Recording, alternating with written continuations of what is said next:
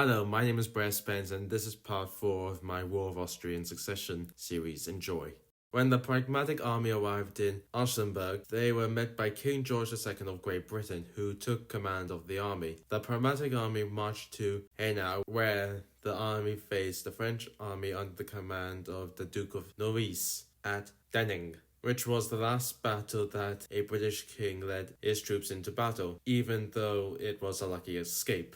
The Pragmatic Army reinforced Charles of Orleans' army, but neither side could agree on what to do next, and did nothing, with the two sides ending up going into their winter quarters. During this time, France and Spain renewed their alliance and planned the invasion of the Austrian Netherlands and Britain, but the latter was dismissed with the Battle of Toulon, preventing the Mediterranean and Spanish fleet from supporting the invasion, and storms damaging many French ships, which led to the invasion being called off on March 11, 1744.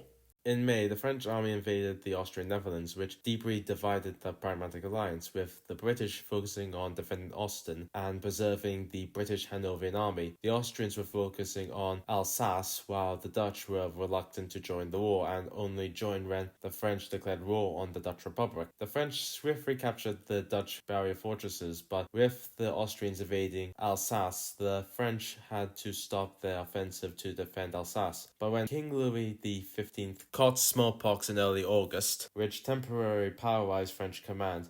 With Austria occupied with eastern France, Frederick recovered from the losses from the First Silesian War. He decided to invade Bohemia with 80,000 men on the 15th of August, which surprised Maria Theresa, who had plans to retake Silesia at some point, but she wasn't ready to resume hostilities with Prussia. This forced Austria to withdraw from Alsace to defend Bohemia. As the Austrians were heading back to Bohemia, Frederick had captured most of Bohemia and hoping to capture the Austrian army between him and the French Bavarian army, but Bavaria was occupied by retaking their capital, and the French were busy besieging Freiburg, which left Frederick exposed. To make things worse, Saxony switched sides and joined Austria due to the rise of Prussian power. Frederick was forced to retreat back to Silesia, which damaged his reputation and weakened his army with nothing in return, with Frederick blaming France again for not supporting him. On the 20th of January 1745, Emperor Charles VII died, and the HRE, despite the war, had to elect a new emperor, with Maria Theresa's husband, Francis Stephen, as the favorite. Charles's son, Maximilian III, after his army was defeated at Buffenhofen, he made peace with Austria and agreed to vote for Francis. Despite Frederick's best attempts to have Augustus III of Saxony made emperor, Francis was crowned Holy Roman Emperor.